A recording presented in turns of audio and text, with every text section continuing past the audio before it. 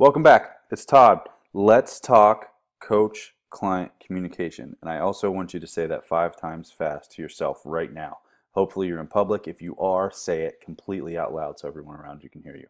I'm messing with you.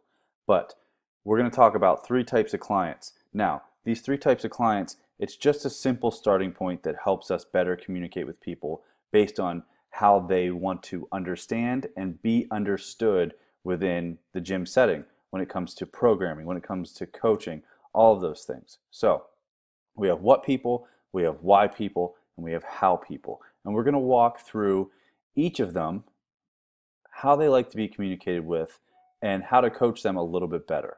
Okay? So let's walk through. First category, what people?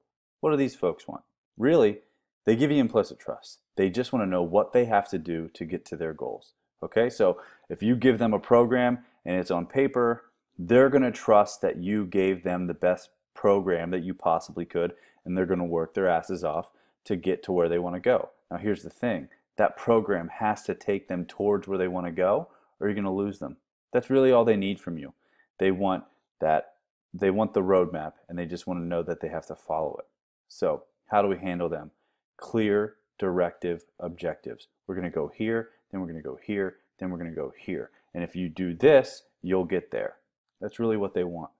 The only problem that we really run into with what people is that sometimes they will overwork. These are people that fit into this category are often classic overtrainers. Now, that doesn't mean that that's the only category that classic overtrainers fit into, but a lot of times you'll see that with a what person.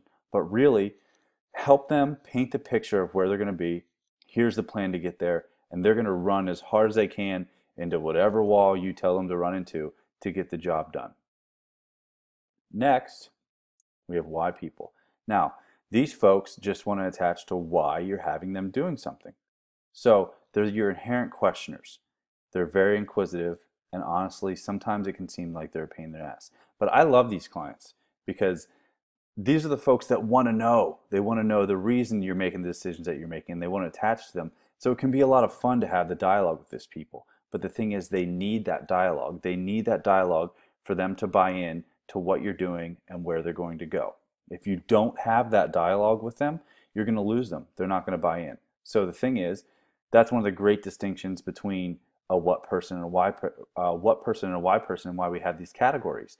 If you would treat a why person like a what person, you're going to lose them, right? Because they need that explanation. So this is just a simple way to make sure that you're having the right dialogue with people. So if you can give them a good reason for why they're doing what they're doing, they're in.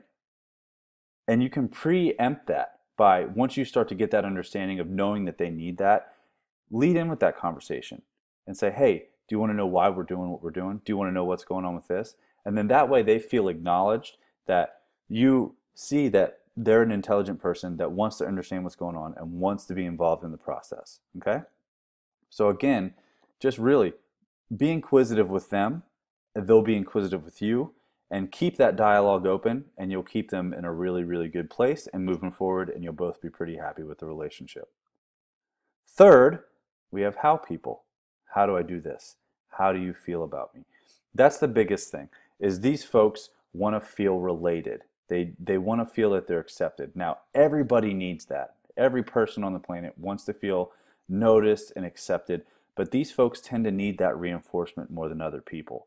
I've nicknamed them hug people because every time they walk into our gym or into one of our strength faction seminars, I make sure that I give them, some kind of appropriate touch, a pat on the shoulder, a fist bump, a hug in some cases, to make sure that they know that they're seen and they're cared about. So a lot of times it's just making a little bit of an appropriate fuss over them every time you see them, and celebrating small hurdles. Now, you want to celebrate small hurdles with other people, with most people, but these folks need it even more because it helps them build momentum to get towards that upper rung of the ladder so that they can become more independent and they can start to reinforce themselves rather than seeking reinforcement from you.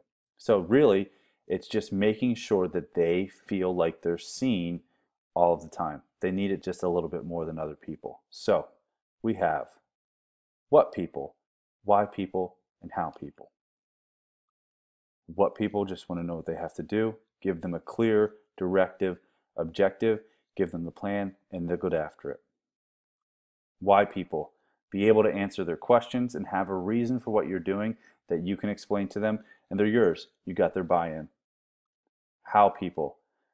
Let them know that they're seen, let them know that they're accepted, and that you care about them, and make sure you celebrate their small hurdles, and you'll keep them forever.